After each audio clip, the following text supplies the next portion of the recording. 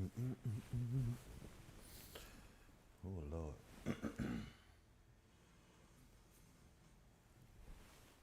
Family. Yeah.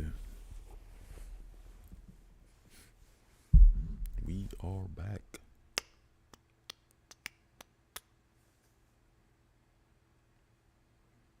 Welcome, welcome, welcome. So glad to be back with you. I need to make me a song like Mr. Rogers. I have always wanted to have a neighbor just like you. So let's make the best of this beautiful day. Just in case you just might as well say, would you be mine? Could you be mine? Won't you be my neighbor? Tripping myself out. Don't mind me. Don't mind me. So welcome to another episode of Soul Swami Live. I am Soul Swami. Hey child, any day for singing. All that good energy it does. It's very good for balancing your emotions, releasing frustration. Even if you can't sing, what's that old African proverb? If you can walk, you can dance. If you can talk, you can sing. But it has a ton of beneficial things. So, and you know me, I'm one of those people. You say a word, and I'm on it. You can say dog, and I'll be nothing but the dog getting me. Do the dog catch ya? Dog catch ya? Do the dog catch ya? Since you here, I'm gonna just talk to you for a minute. Listen, this shirt is evidence that the fast was good for me.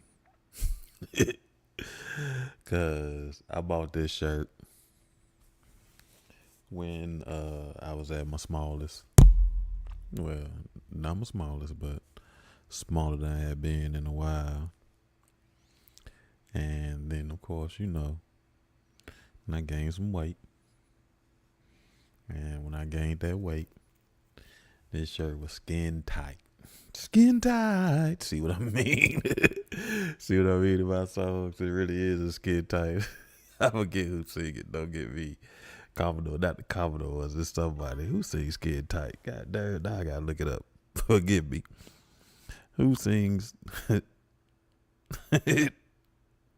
Ohio Players? Okay, there we go. Now that make most sense. So there we go. You knew it.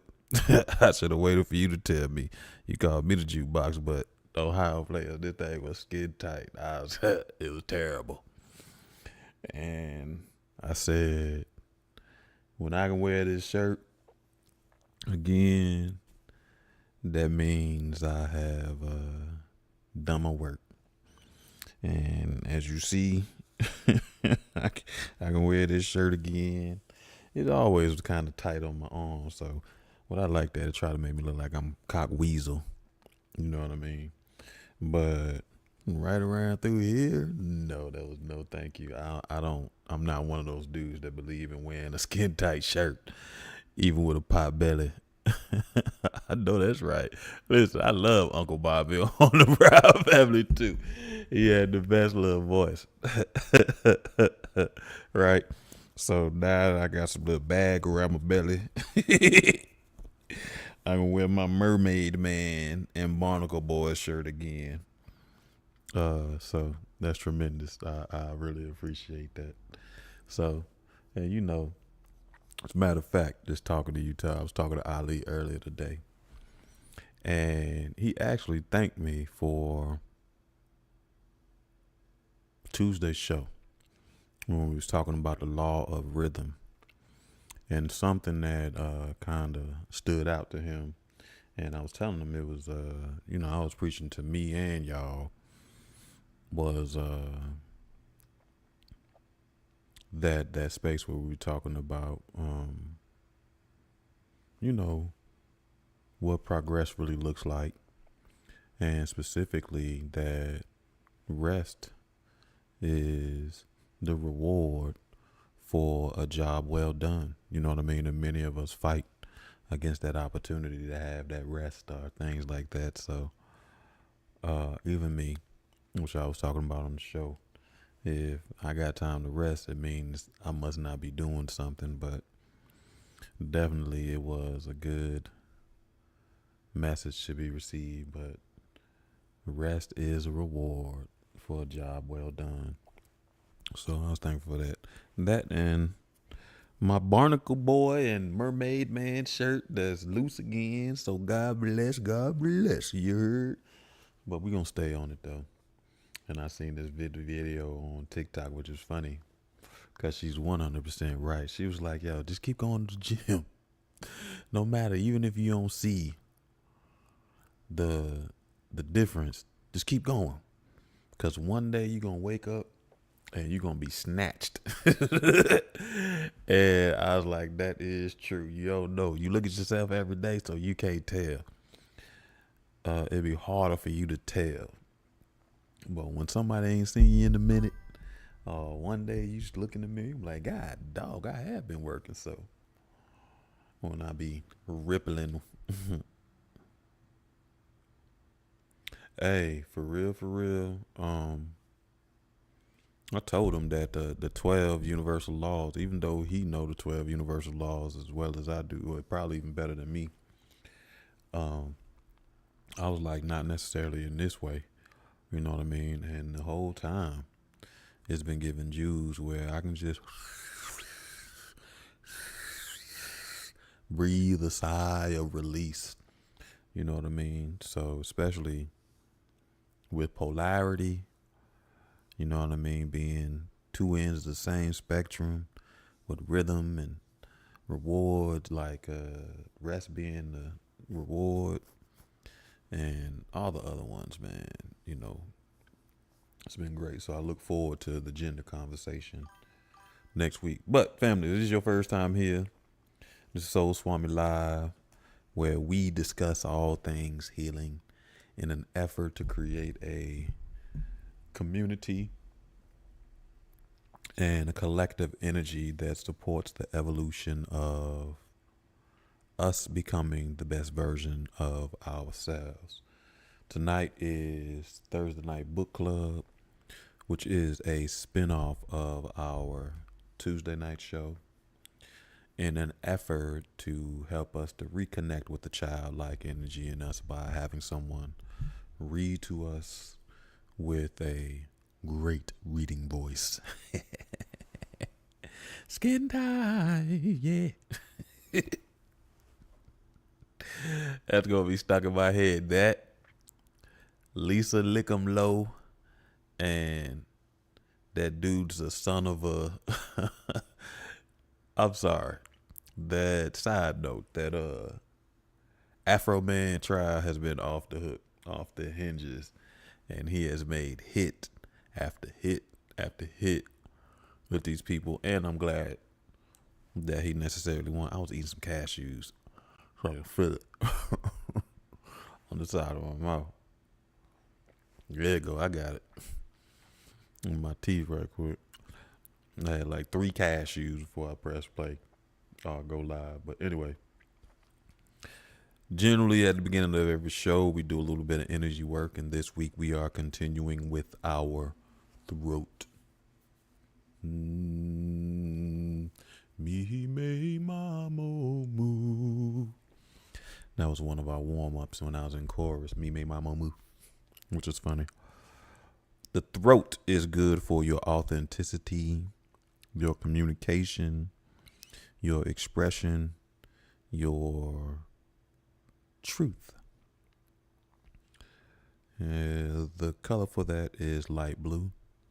So if you are in the color therapy, light therapy, things like that, you want to spend a little time in light blue. Eat some light blue foods. What is a light blue food? I can't even think of one.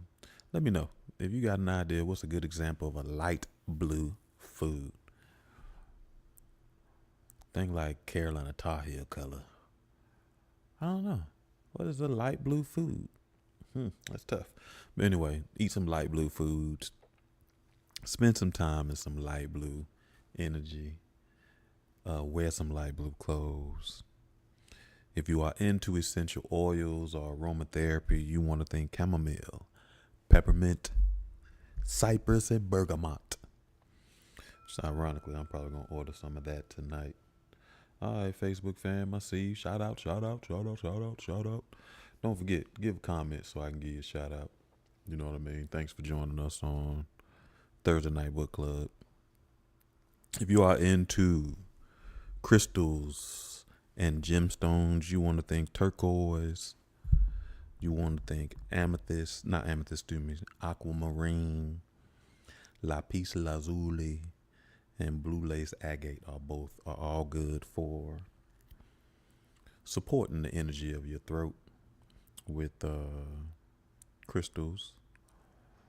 And the next thing we do is a little bit of sound healing, where I play my bowl. I've been thinking about my ukulele lately, but I ain't get it out, so maybe Tuesday we'll do a little ukulele. Our next book club we'll do some uke. See how that turned into Beverly Hills Cop.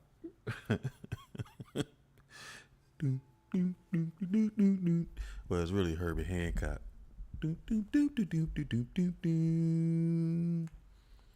And it always give me Revenge of the Nerd vibes too.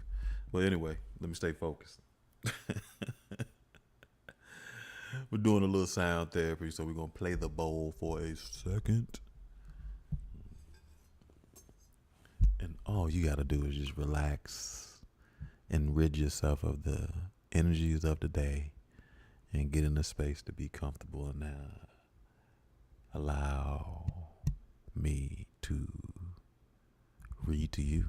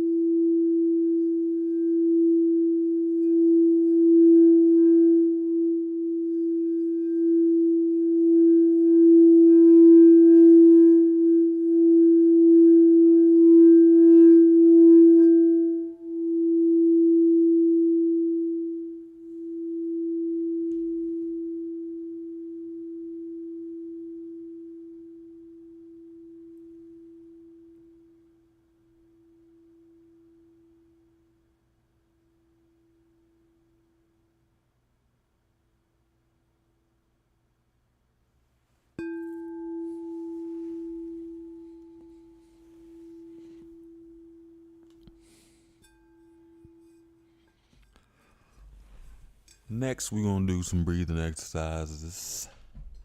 My spirit say we need some deep breathing exercises, so we're gonna do 4-7-8. If you are unfamiliar with 4-7-8 breathing exercise, that is, you breathe in for a 4 count, you hold for a 7 count, and you exhale to breathe out for a 8 count. But during this time, all you really have to do is just focus in on your breathing and listening to the sound of my voice as I guide you through, the breathing exercise. On the count of 3, we will start with 4-7-8. 1, 2, 3. Breathe in 4, 2, 3, 4. Hold 7, 2, 3, 4, 5, 6, 7. Release 8, 2, 3, 4, 5, 6, 7, 8. Breathe in 4, 2, 3, 4. Hold 7, 2, 3, 4, 5, 6, 7. Release 8, 2, 3, 4, 5, 6, 7, 8. Breathe in 4, 2, 3, 4. Hold 7, 2, 3, 4, 5, 6, 7. Release 8, 2, 3, 4, 5, 6, 7, 8. Last time, breathe in 4, 2, 3, 4. Hold 7, 2, 3, 4, 5, 6, 7. Release 8, 2, 3, 4, 5, 6, 7, 8. Next, I want you to repeat these affirmations after me. And these are things that you can say to support your energy of authenticity, communication, self-expression, and your truth. Again, repeat after me. I speak and hear the truth. I communicate honestly. I live an authentic life. I am fearless and free. I trust what I have to say. I speak and hear truth. I communicate honestly. I live an authentic life. I am fearless and free.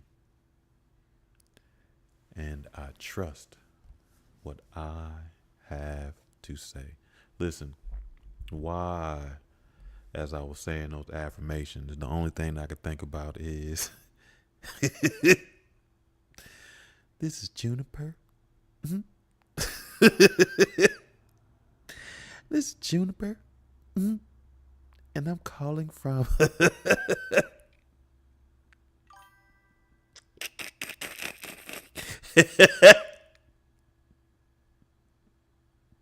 I'm sorry. And the videos just keep showing up now. And I can't help but laugh. This is Juniper. I just seen him. I was in the grocery store. Listen to it on repeat. He didn't call somebody to fix their pipes. He was like, yeah, I was I really love my job. And I was doing a little reconnaissance. And then I heard today the cola check. He was like, yeah, I'm gonna be doing some maneuvering around and yeah, this Juniper. It's the little laugh they give me. And then the day it was to put the furniture together. He's like, yeah, I'm supposed to come through and I got my own cutlery and I'll cut myself out the box.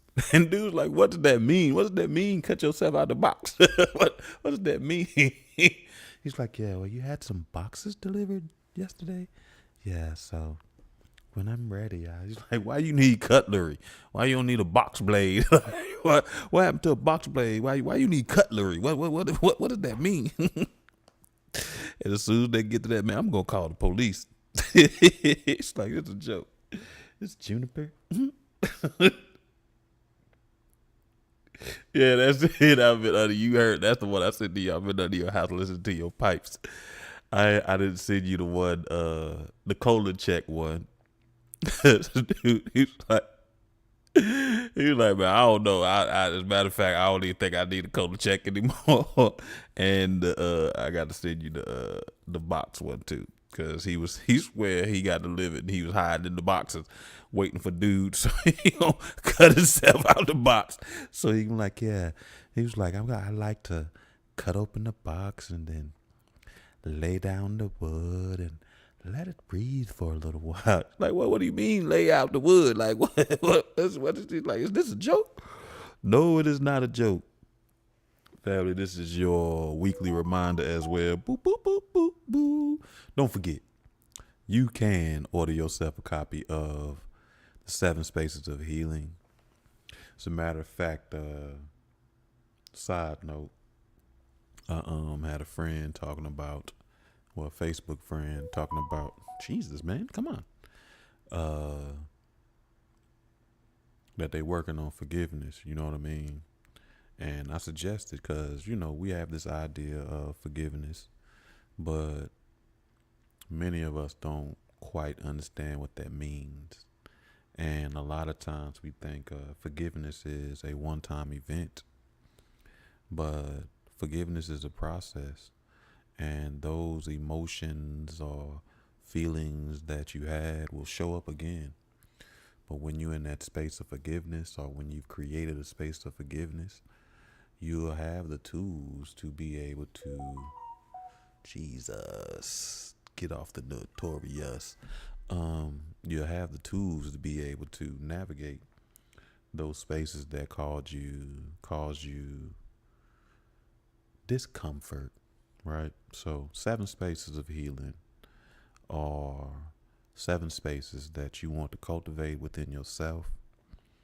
And make sure that you become a part of this energy in a collective, because healing and transformation really is a communal event.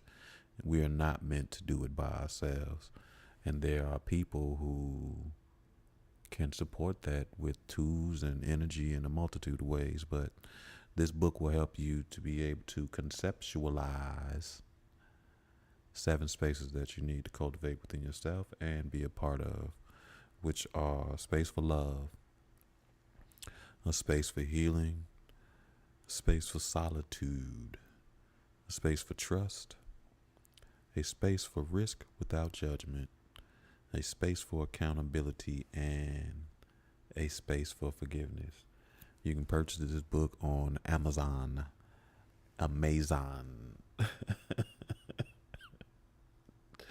Listen.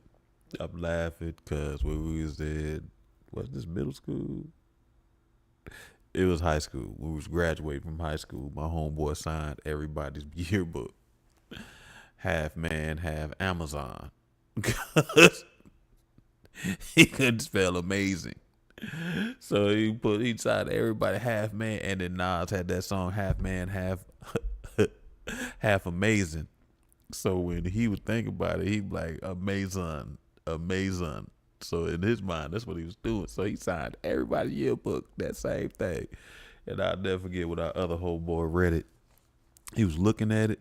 He was like, half man, half Amazon. Oh boy, looked like Amazon. What did you talk about? He looked like, dang, I done signed so many yearbooks, half man, half Amazon. So if you graduated with me and you had, I ain't gonna say his name, but you gonna know it. If you got a yearbook and in there that bad boy say half man, half Amazon.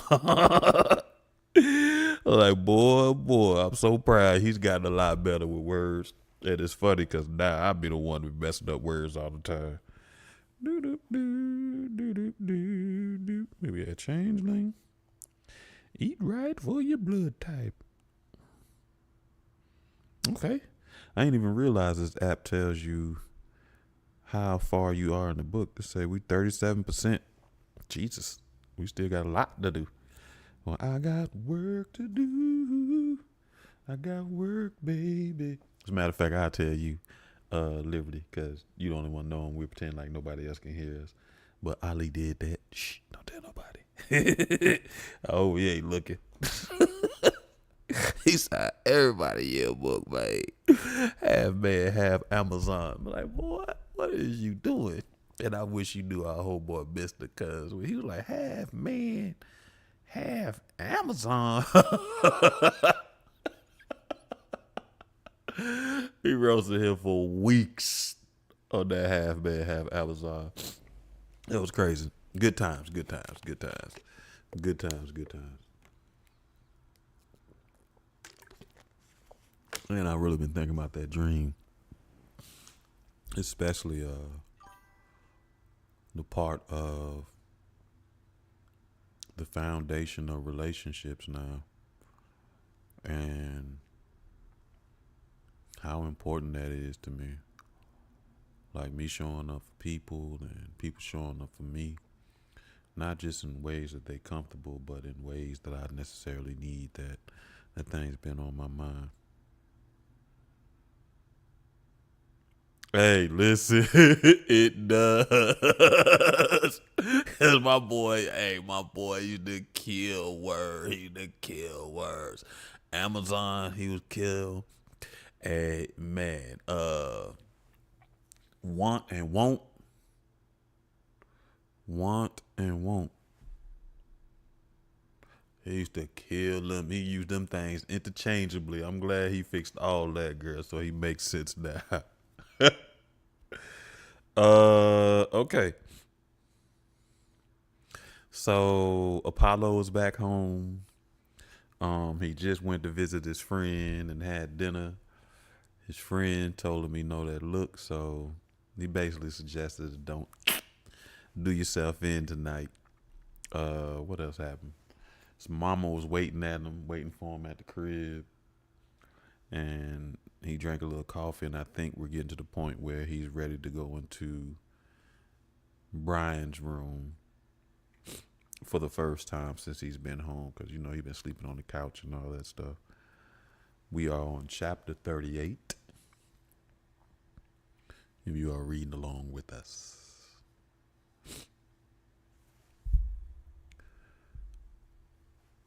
Apollo had to saw through the neon green sticker the police had affixed to Brian's bedroom door. He'd probably dulled the blade of his bread knife by the time he cut through it. Then he stood in the hallway listening for Lillian. Had he woken her?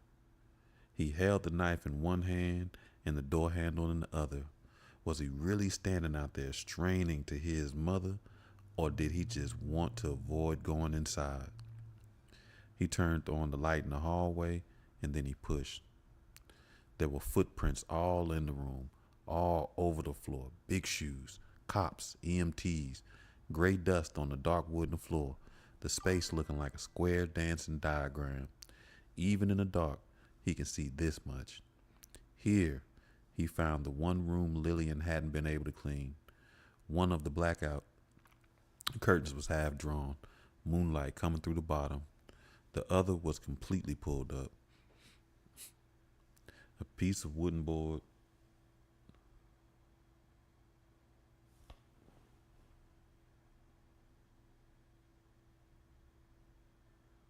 What you mean keep the tables turned in that direction? I'm lost. A piece of wooden board had been put in to replace the broken window that led to the fire escape. When Fabian entered the bedroom after he'd seen the baby, but before he called the police, he'd found the security gate open and the window smashed. The glass had been on the sill and the fire escape, not inside the room. Emma had escaped this way. No one had been able to explain how, without keys, with the front door locked, Emma Valentine had gotten in that morning.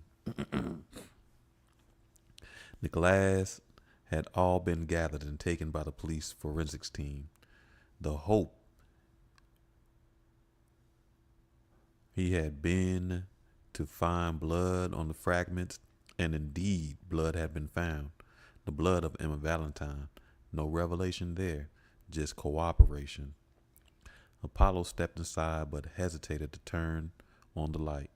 His mind returned, of all places, to the night Emma had given birth to Brian on the A train. Not to the dinner with Michelle, nor the bargaining with the dancers, but to the moment when his son's head, still protected by amniotic sac, had pressed against Apollo's open palm. That moment, just before his son had slipped out and the sack burst all over his hands on the dirty floor. That slow time when their child had existed in two worlds at once, reality and eternity. And because Apollo and Emma were both in contact with the boy right then, they too, in a sense, had slipped between the two. The entire family had been here and there, together, a fairy tale moment, the old kind, when such stories were meant for adults, not kids. Apollo stood in the semi-darkness of the room and felt much of the same. If he reached out now, he thought he'd even feel the thin membrane in the air like a curtain he might part, here and there. What would he find on the other side? What would find him? Then Lillian turned on the light. "I'm sorry," she said when she turned back to look at her. "I woke up and had the worst feeling that you had disappeared. With the light on, the room returned to reality, became merely monstrous again. What a relief the police had taken the crib as well as the shards of glass. Somehow pictures of the crib had been leaked online. Who done that? One of the police? Someone in the lab? Apollo had been in the hospital when the images of it played on the local news. By the time he understood what he was seeing, a nurse turned the television off. Brian's room felt 15 degrees colder than the rest of the apartment. The wooden board in the window hardly kept out the chill. There were bugs in the room, flies. Some flew around lazily, while others climbed on the walls. Lillian left and returned with a yellow fly swatter. Apollo left and returned with the broom and the dustpan. He wanted those footprints out the room to erase all those strangers who had stomped through. There were bookshelves that had been used to store improbabilias, stocked before Brian was born. After Brian, the books had gone into storage in the basement, and the shelves carried all that hand-me-downs and children's toys and infant supplies. A case of day diapers and a pack of night diapers, both size 2, set on the bookshelf. Do you have day diapers and night diapers? Or maybe at this time, I just thought it was diapers. I don't know. Emma had bought 2 plastic drawers for the clothes even before the baby was born and spent hours sorting them all. Here lay the proof. Bins labeled onesies, 0 to 6 months, sweatpants, 0 to 6 months, and jeans, 0 to 6 months. Another series of the same for clothes 6 to 12 months, sweaters, socks, hats, scarves, bibs, washcloths, and an old yellow and orange coffee can from Cafe du Monde. Held a dozen pacifiers they'd never used because Brian soothed himself to sleep by sucking his thumb. Next to the can on the shelf sat a book about how and when to wing thumb sucking. Emma had arranged all of this. She nested with the best of them, prepared such a welcome for the boy. How had the same woman turned this room into a crime scene?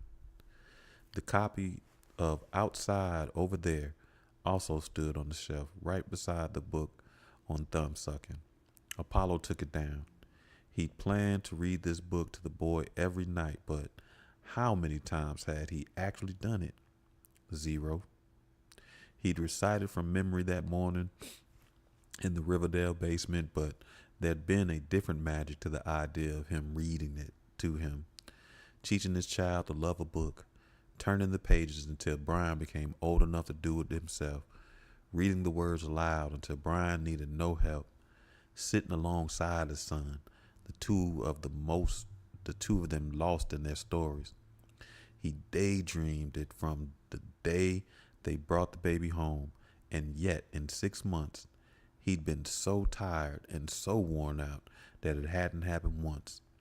But then, it didn't make sense to read to a 6-month-old.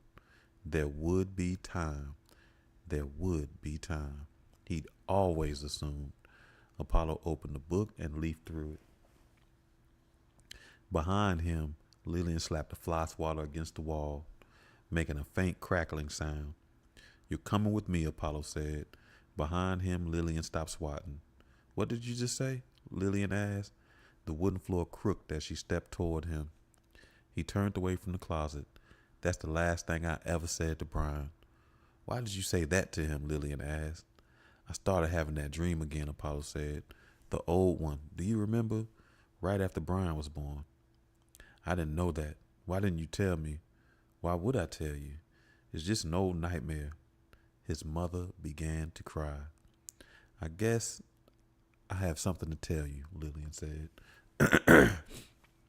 Chapter 39. Apollo Cogwell needed a mop and bucket. Though it was nearly 2 a.m, he needed to clean the wooden floors in Brian's room. He left the bedroom before Lillian could say any more, went to the kitchen and found the mop in the closet and the bucket under the seat, even a bottle of 7th generation wood cleaner, half full. He moved from the kitchen into the bathroom, dropped the bucket in the tub. He'd run away from his mother. He didn't know why, but he sensed whatever she had to tell him was something he didn't want to hear. But where could he go? Lillian caught up with him as he sat on the edge of the tub. She stood in the hall watching him through the doorway, arms crossed and head down. Appreciate the love, family. Make sure you catch us on Tuesday where we learn about the 12 universal laws, and we'll be doing the law of gender. "I'd been working at Lubbock and Weiss for only about 11 months, she began. She cleared her throat and then spoke louder. "They had a very good dental plan. You just turned 4 and it was past time for you to start seeing a dentist. And they had excellent eye care plan. Grandma had glaucoma when she was only 40, so I worried something like that would happen to me. I felt very happy to be at that job. They were in Midtown, so I could just take the 7 straight there and walk 6 blocks to the office."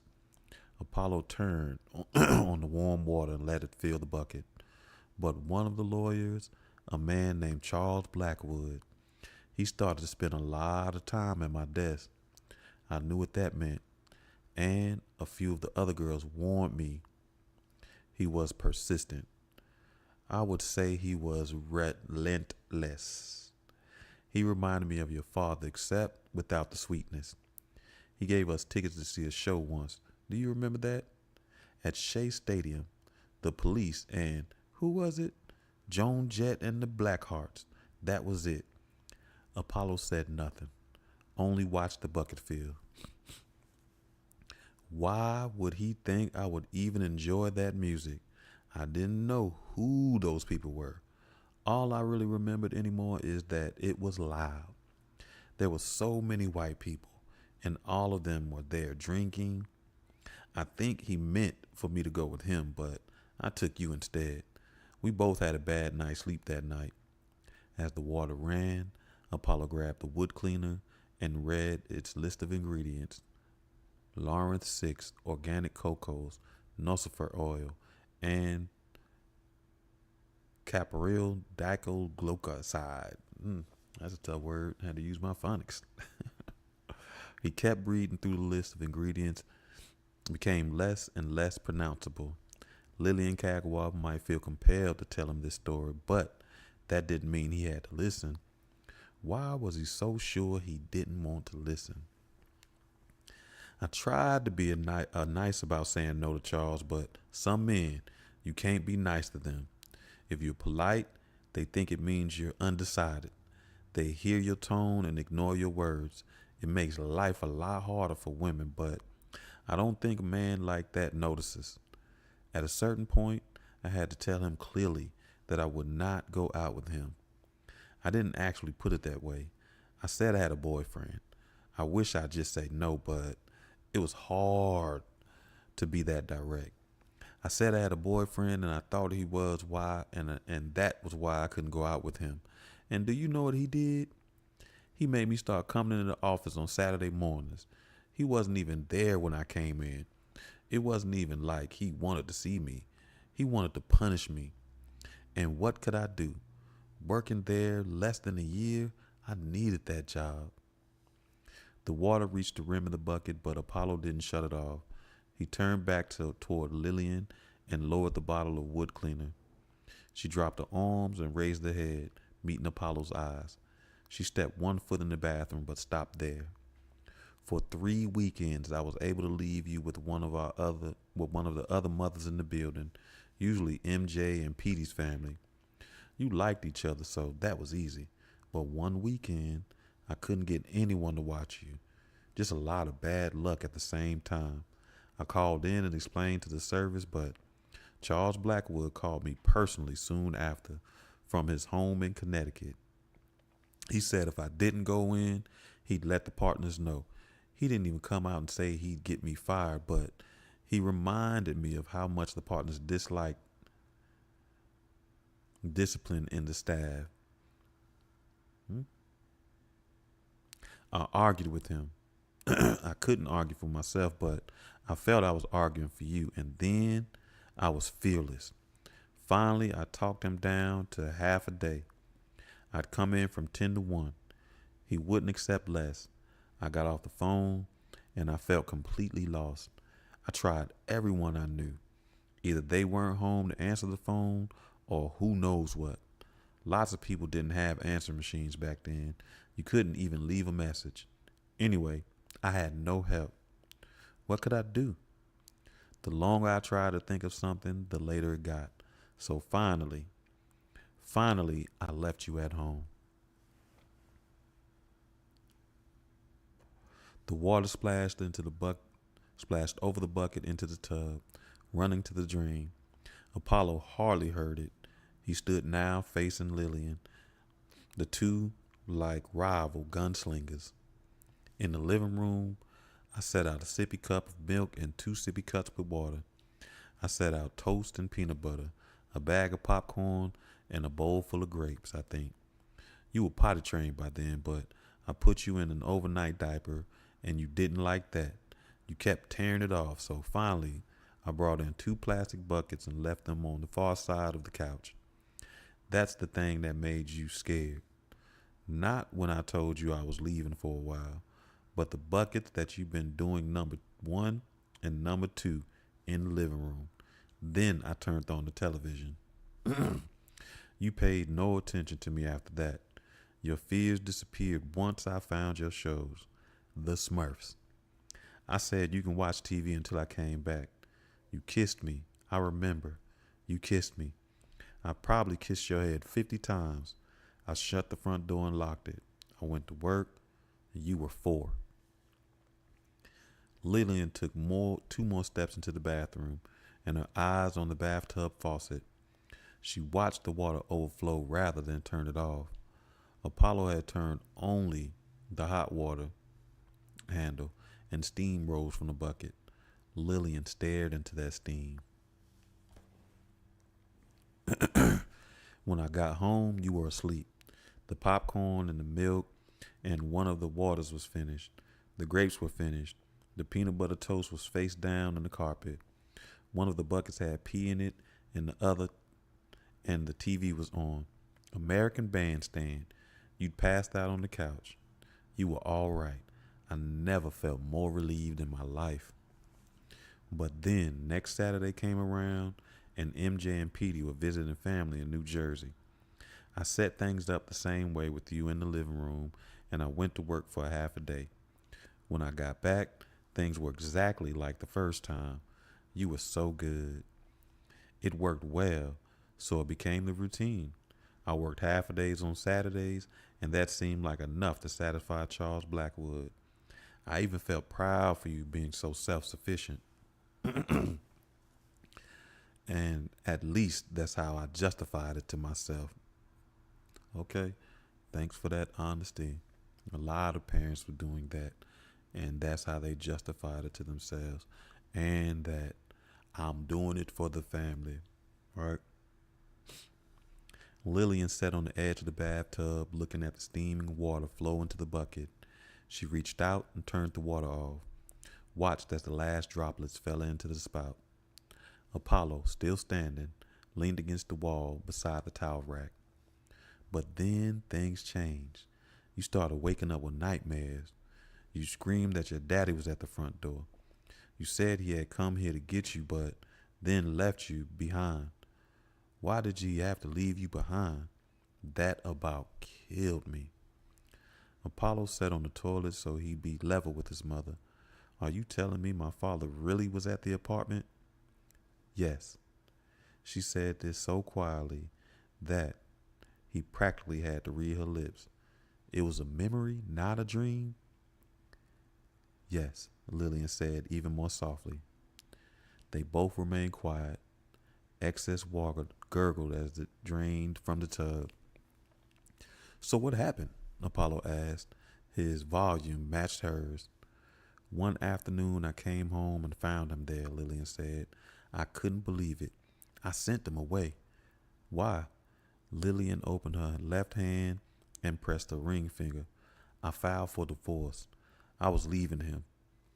Apollo lunged for the bucket of water, spilling almost half as he pulled it from the tub. He grabbed the sponge mop too, and he left the bathroom.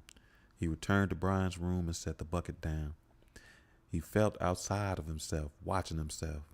He held the sponge mop with two hands, the head of a full foot, off the floor. Lillian crept into the room carrying the wood cleaner. She brought the bottle to Apollo and offered it up. Why did you want a divorce? Apollo asked. She lowered her hand, bumping the bottle of wood cleaner against her thigh. Your father was a good man. You saw how he saved everything, movie tickets, a headshot, that book. He could be real romantic, and that was fun for a while, but I had to put you in daycare at 2 months old so I could go back to work. After a long day, I picked you up, and your father is sitting on the couch watching television and asking me when dinner will be ready. The same at breakfast, every damn day. Then he lost his job, and it got even worse.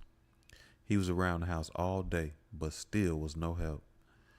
It's like I married 2 children. That's what I came to America for, to be a servant. So it was me, Apollo said. I made it too tough for you to stay together. He held the mop handle with 2 hands and swayed faintly on his legs. Lillian set the bottle of wood cleaner on the floor. She stepped closer to her son. She put a hand on his back and patted him lightly. You're the reason we stayed together as long as we did, she said, and you're the best thing to come out of that love. It was a choice I had to make. Leaving Brian was what I needed to do just to keep afloat. But what about me, though? Apollo asked. I needed both of you. I know, Lillian whispered. My whole life, I'm just trying to figure out how to be a good man. And now you tell me you left one behind? When it was time for me to be a father, I didn't have any example, a model, one I could learn from, compare myself to. So I'm stuck making it all up as I go along, feeling like I'm inventing everything and doing it badly. And look how fucked up it got because of some choice you made more than 30 years ago. Lillian left the bedroom. Apollo followed her, still gripping the sponge mop so tightly it seemed to fuse in his hand. I tried my best. That's interesting. I'll definitely keep my thoughts, but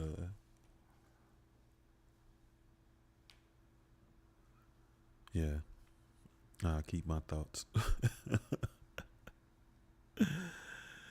I tried my best, she said. That's all I could do. She walked through the kitchen into the living room and into Apollo and Emma's bedroom. She slipped on her shoes. She walked back into the living room and found her purse by the couch. She took her coat from the front closet. She opened the front door, then looked back at him as if she might still offer a reprieve. His mama a runner. She running now too, which is interesting. Why couldn't you let him be a part of my life at least? Apollo asked. He could have picked me up every other week and dropped me off again. You two didn't even have to speak to each other. Lots of my friends have families like that, and I envied them every day. I couldn't do that, Lillian said. I'm not talking about you. I thought I was a monster, like something must be wrong with me. How could you ever think that? My father left me without looking back. That's what I thought. Why else would he leave unless I was worthless? And now I found out it's just because you made some choice that was good for you.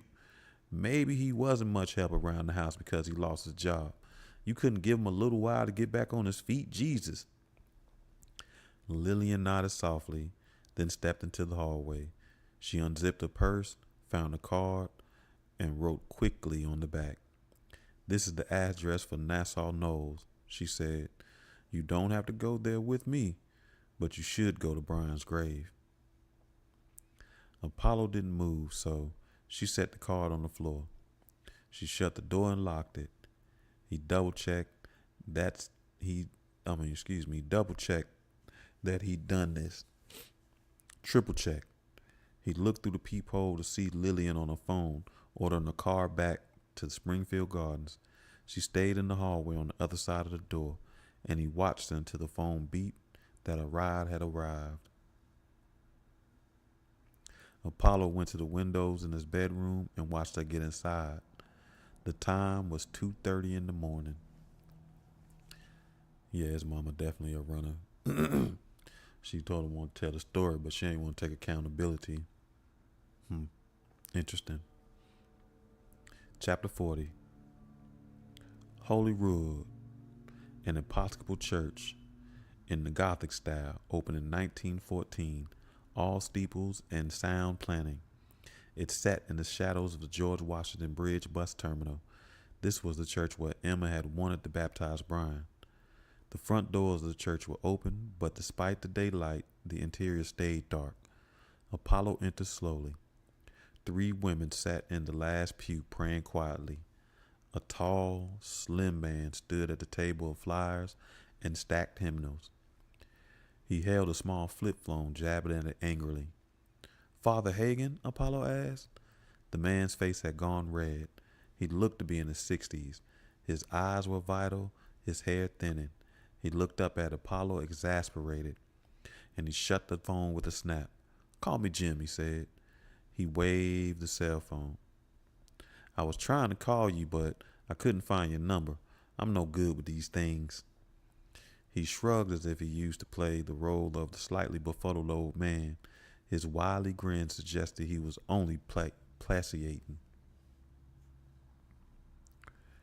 Did you have any trouble finding us? Father Hagen asked. The 3 women in the pew looked up from their silent prayers, and Father Hagen raised his hand of an apology. He waved for Apollo to follow, then led him through the nave and through the door leading down to the basement. I live around the corner, Apollo said. It wasn't hard to find you. Yes, the priest said, as if that wasn't a surprise. Apollo watched the old man cautiously. Father Hagen stopped him on the stairs and brought a hand to his shoulders. This is where I confess, he said. I know who you are. Because of the news, Apollo said. Father Hagen dropped his hand. Because of your wife. Emma? She came here, he said. She wanted to plan a baptism for your son. She made an appointment for her to come back with you and with Brian. Apollo leaned back to the railing of the stairs, but felt as if he might flip backward and fall to the bottom. I remember that, he said. Father Hagen watched Apollo. The priest had the look of a basset hound that drawn face and sense of sadness in the eyes. She seemed to be having trouble, he said, but I never would have guessed that. I would have tried to help if I understood. Now it was Apollo who touched the Father Hagen's shoulder. It's not your fault. Father Hagen tapped his forehead lightly and grinned. I wish I could have helped her. That's all. Each man stood with his arms crossed, hovering between the church and his basement. Apollo found himself choking down a surge of anger. He wished he could have helped her, all the people to sympathize with Apollo's family, and he chose Emma. But okay, fine. No point in arguing with the man. Just get on with life. Apollo took out a folded sheet of paper from his pocket. I'm going to need you to sign this for my parole. Father Hagen took the sheet and scanned it. I'll be happy to, but why don't we do it after the meeting? Father Hagen moved to the bottom of the stairs. We hosted survivors at least 4 or 5 times a year, so I become friends with Alice. As we were planning, when they'd come through here again, she mentioned you'd been at the last meeting at the library. I begged her to come there this week, even though I think they had plans to meet downtown. I wanted to meet you face to face and say again how sorry I am that I couldn't have been more help to your family. Now Father Hagen opened a heavy door and waved Apollo through. They entered a large community room. Holy Road served coffee and snacks after Mass down there. Birthday parties and communion parties were held, and voting machines were brought in for local and national elections. On Tuesday and Thursday nights, they ran a soup kitchen in the basement. The line ran out the building and partly down the block. But this afternoon, it was reserved for the survivors. More than a dozen chairs, more than a dozen survivors this time. 15, 16 now that Apollo had arrived.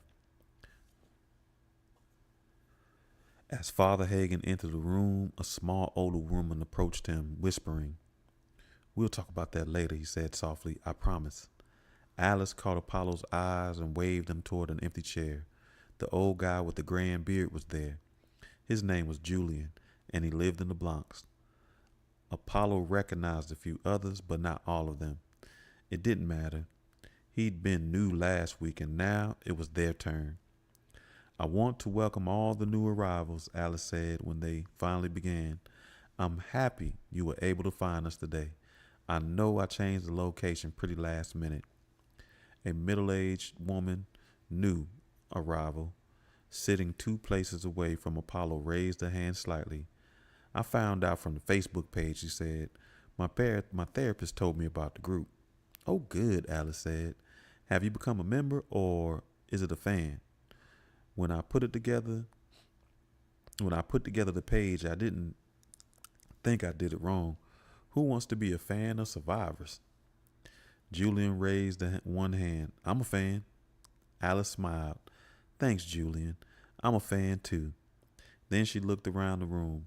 I'm Alice, by the way. I forgot to introduce myself. And sir, another new arrival, a paunchy guy in his 50s, had slipped his phone out of his pants. His eyes glazed as they tapped the screen. He looked up at Alice. No phones during the meeting, she said coolly. He showed her the screen. Sorry, I figured I'd become a fan right now. He looked around at the group. If I don't do it right away, I'll forget. He tapped the screen once more, then slipped the phone back into his pocket. Sorry. Alice leaned towards him. Thanks for doing that. I appreciate it. Why don't we go around the room now and introduce ourselves? You don't have to speak, but we'd love to get to know you. If you're here, then you're a survivor too. The middle-aged woman spoke again, more of a mumble that wasn't heard.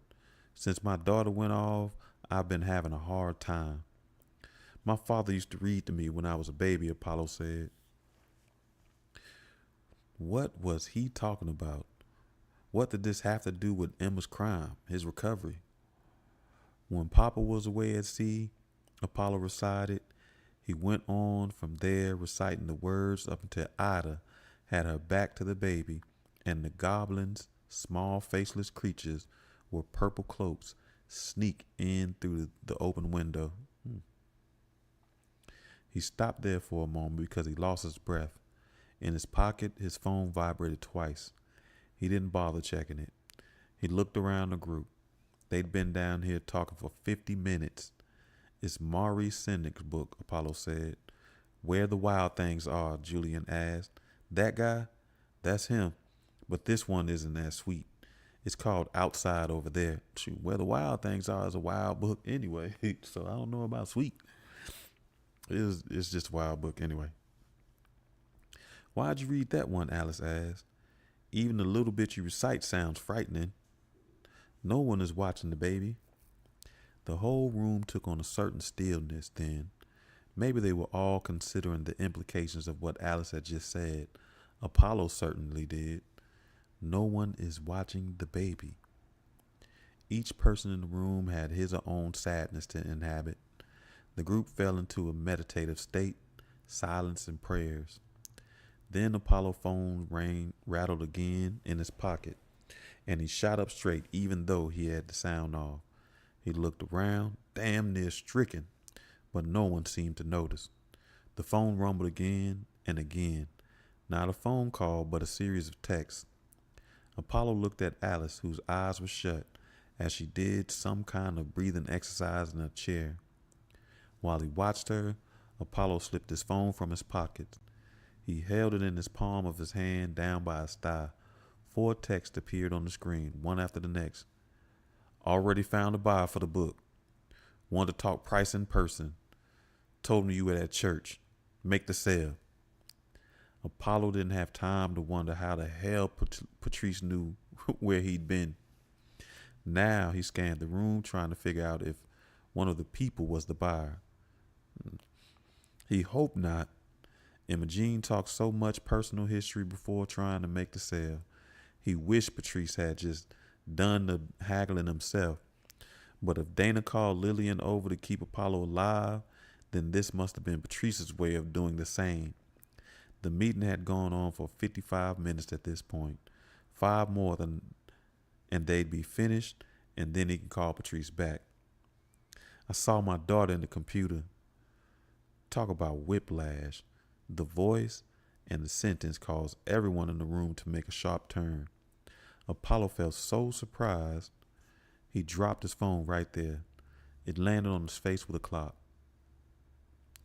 He quickly looked at Alice, who saw it, then glared at him, then looked to see who'd spoken, all within about 5 seconds. I turned on my laptop and there she was, my baby girl, a picture of her, out at the park with her grandparents. The middle-aged woman who had spoken earlier, the one who mentioned the survivor's Facebook page, that's who talked now. She sat 2 seats away from Apollo, but he hadn't really looked at her until now. The woman was so narrow, she looked as if she hadn't eaten in eons. Her hair had been pulled back into a haphazard ponytail, and her face showed creases along the forehead and the sides of her mouth, the edges of her eyes, yet she might have been younger than Apollo. Her face wasn't aged but agonized. As she spoke, she turned to Apollo. But who took the picture? She seemed to be asking him directly. She reached into her pocket and instinctively, any number of the people in the group curled in their chairs as if she was about to pull out a gun. Instead, she retrieved a sheet of paper, bunched into a ball. Father Hagen looked to Apollo quickly, then back to the woman. When he spoke, he sounded utterly, impossibly casual, like a man more than used to crack characters. I once opened my Gmail account, Father Hagen said to her, and saw an ad running alongside of the page. The ad addressed me by name. It said, Jim, we think you deserve a vacation in Costa Rica. And I wondered how they knew I liked to be called Jim because my given name is Francis. James is my middle name. The woman turned her head from Apollo to Father Hagen, and quickly a quick baffled look crossed her face, as if Father Hagen were the one who sounded nuts. She unrolled the paper, so wrinkled and creased that it looked more like a piece of cloth. The photo is from across the street, some apartment window, the woman said softly. She wasn't showing the page to them. She looked at it herself. Who would have taken the picture of my child from there? We don't even live across from that park. My mom and dad took her there to play. Apollo felt himself shudder. The other people in the room seemed to be moving at halftime, the whole world in slow motion. Alice, Julian, Father Hagen, the rest. Were they all looking at him, or did he only feel that way? There were more pictures, the woman continued. Other places and days, but whenever I tried to show one to Gary, they were always gone, deleted, erased from my emails. Who could do that? I had the sense to hit print as soon as I saw the next one. It's the only proof I've got. She leaned forward, stared at the page as if she might dive in. But when I looked at it long enough, I realized something else. That girl in the pictures, that's not my daughter. That's not Monique. Father Hagen came alongside of her. He put a hand to the person in the chair next to her. The priest pulled this man up and out of the way, but he didn't touch the woman. He sat beside her and spoke in a voice too soft for Apollo to hear. I told Gary all of this, and do you know what he said? The woman looked up from the paper back to Apollo again. He told me to go on medication. They took my daughter and called me a crazy bitch. Apollo needed to leave. Hit the escape pod. A sense of suffocation threatened him. He reached down for his phone, but had to paw around because the woman's gaze had captured him. I had to find my own help, she said. No surprise, I found it with other mothers, the wise ones. Cal told me how to get my daughter back. Cal told me what to do. Her eyes dropped and she leaned forward. But I don't know if I can do it. Apollo stood pointing. That woman is going to kill her baby, Father Hagen said, looked up at him. Apollo pointed directly at the priest now. If you don't call the police on her, she's going home and kill her baby. You can't say I don't know this time. His words had the force of a revelation. He couldn't stay in this room, this church. He moved toward the basement doors. Behind him, the woman sobbed.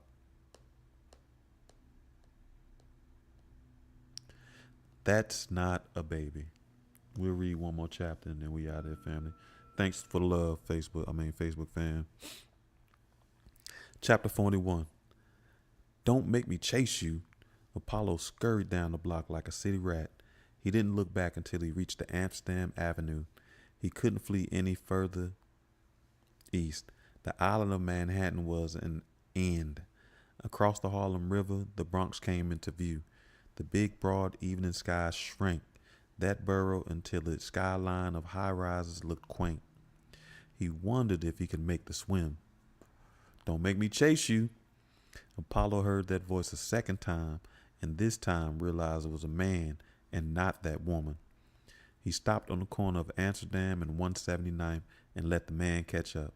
He recognized him. He'd been at Hollywood too. It was the paunchy guy, the one who'd been caught using his cell phone. You're fast, he said, when he finally caught up. And I'm old. I'm William. The man didn't extend his right hand for a handshake because it held his cell phone. His left quivered as he held it against his rising and falling belly. William Wheeler, he said more loudly. Patrice sent me. Patrice Green. I want to buy the book. Buy the book? Despite what he and Patrice had discussed last night, No sentence in the English language seems stupider than right now. So buy the fucking book, Apollo said.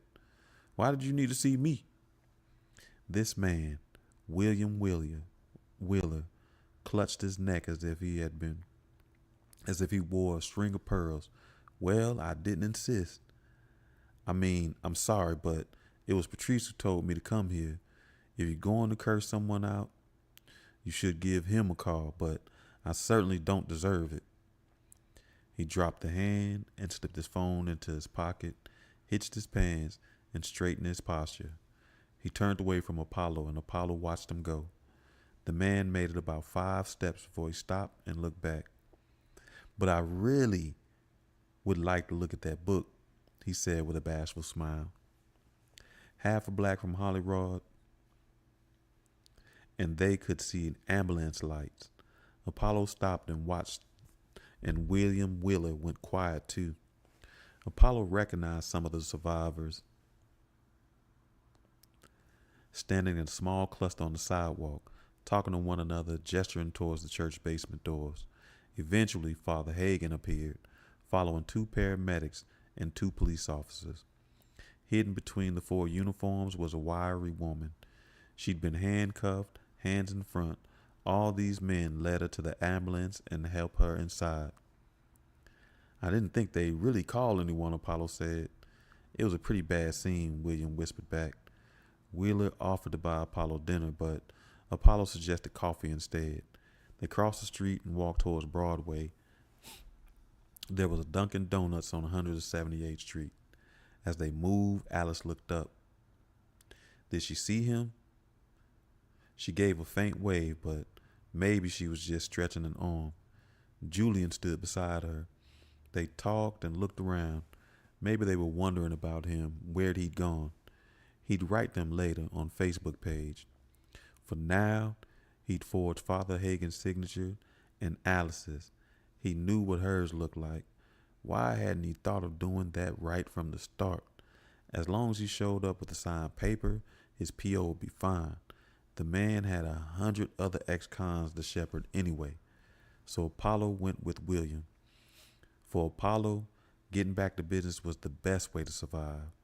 Inside the Dunkin' Donuts, most of the chairs were already occupied. Loners mostly. Almost all of them men.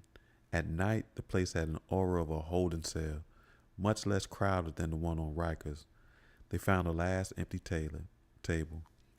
Wheeler sat down and scanned the room like a CCTV camera. The workers behind the counter, all Bengalis,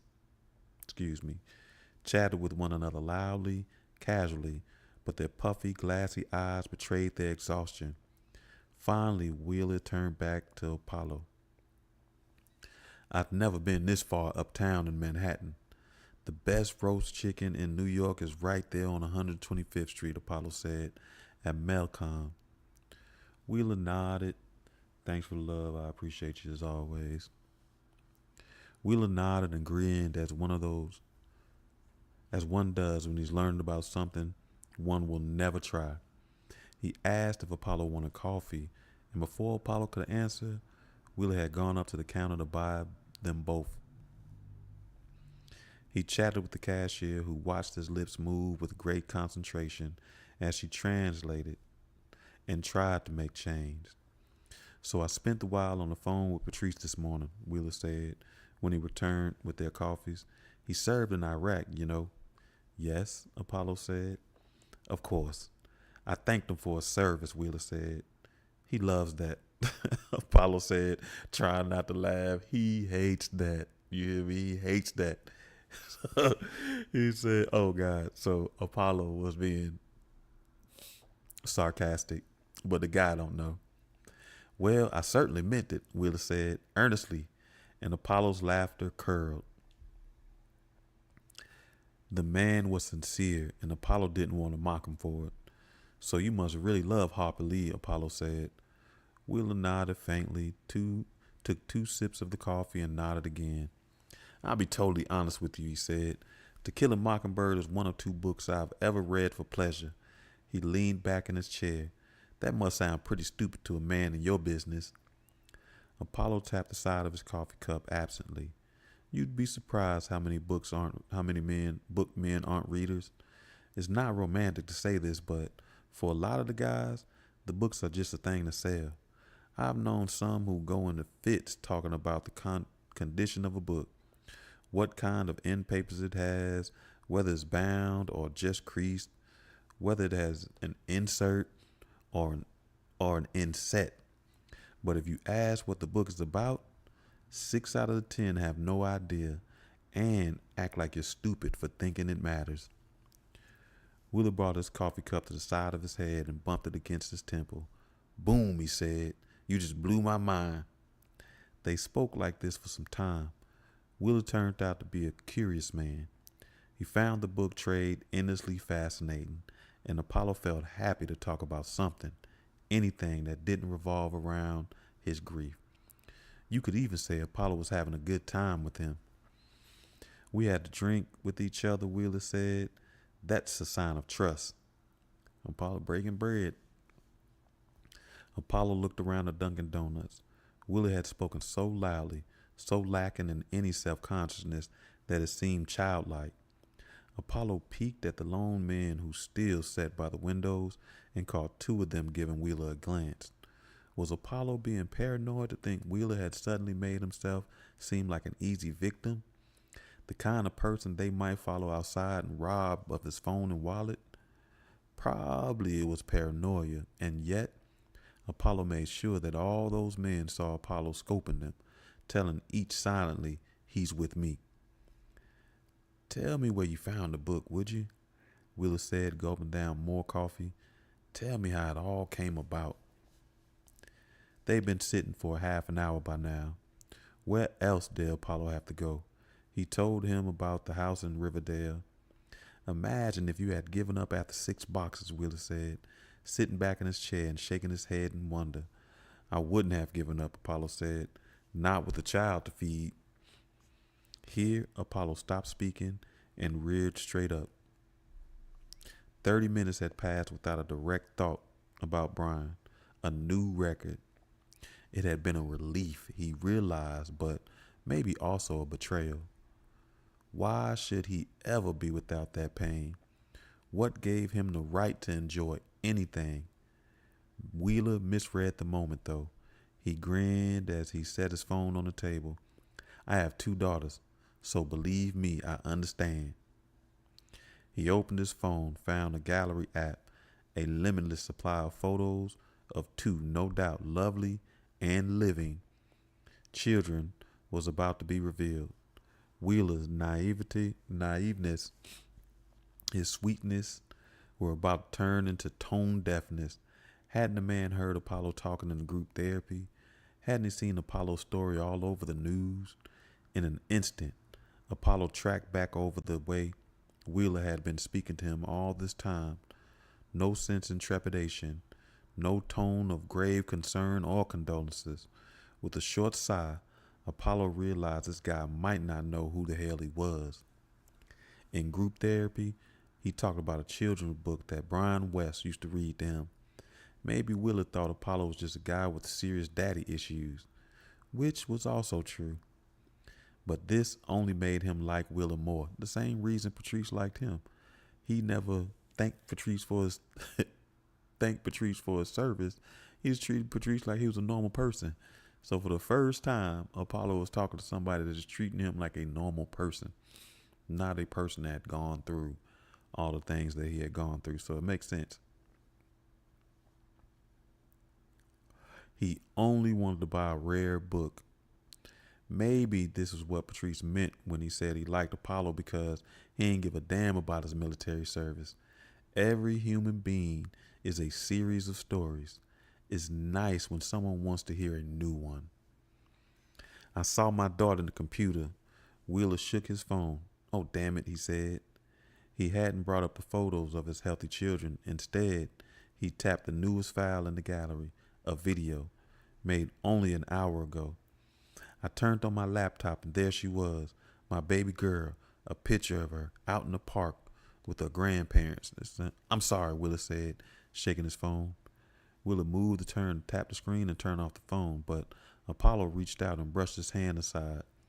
He pulled the phone down so Wheeler had to lay it flat on the table. The image hardly registered, just blurs. Wheeler must have been making the video with the phone by his leg. Apollo had already forgotten nearly everything that woman had said, all but those last 4 words, "It's not a baby." Now he felt a morbid fascination growing as he waited to hear her say it again. Another shift of the camera as Wheeler rose from his chair and moved back into the corner. And now the camera caught the scene. Father Hagen moving toward the woman, the other survivors staring in shock. "I once opened my Gmail account," he began. "I don't know why I taped this," Wheeler said. "It's a bad habit, I know. First thing I do when something strange happens is reach for my phone. I'm sorry, let me delete it." Wheeler's words drowned out Father Hagen's Gmail anecdote. "Wait," Apollo said, and he leaned closer to the phone. Wheeler did too. "I had to find my own help. No surprise, I found her with the mothers. The wise ones. Cal told me how to get my daughter back. Cal told me what to do, but I don't know if I can do it." Suddenly, Apollo tapped the screen to stop the video. This was the moment when he jumped. "That woman is going to kill her baby." He didn't want to see it himself saying the words. It would have felt too much like he was talking about Emma. Wheeler, seeing Apollo's pain, flipped the phone over so the screen faced the table. "It's a stupid habit," he said. I'm sorry. Apollo slumped in his chair. Wheeler sipped his coffee quietly. "Who's Cal?" "I don't know," Apollo answered. They both sat quietly for a minute longer. Apollo replayed the woman's words in his head another time. "The wise ones," Apollo said. "You ever heard that?" Wheeler took up his phone and tapped at it with concentration. A handful of seconds passed. His eyes moved across the screen. "Oh," he said softly. He looked up from the phone and caught Apollo's stare and looked back down, almost embarrassed. "You found something?" Apollo asked. "Tell me." "In the villages will invariably found 1 or 2 wise ones." William looked up. "This is from a book." "But does it say what wise ones mean?" Wheeler opened his mouth and closed it. He squeezed his lips together, then turned the phone toward Apollo. Apollo took the phone and read the screen. "Come on," he said. "Is this for real?" Wheeler looked away as if he'd stumbled across someone else's mess and felt too embarrassed to mention it. Apollo stared at the screen and read the words again. "Wise ones. Witches." All right, family. I appreciate you. I hope you had a great time. If you can, catch us on Tuesday as we continue our discussion of the 12 universal laws. We'll be doing Law 12, which is the law of gender. And if we can't catch you Tuesday, I hope to see you back here again on Thursday for book club and as we continue to read Changeling by Victor Lavalle. I hope you have a great weekend. And this is your reminder that you can speak and hear truth, that you can communicate honestly, that you can live an authentic life, that you are fearless and free, and you can trust what you have to say. Again, I thank you, and I'll catch you next week, family. Peace.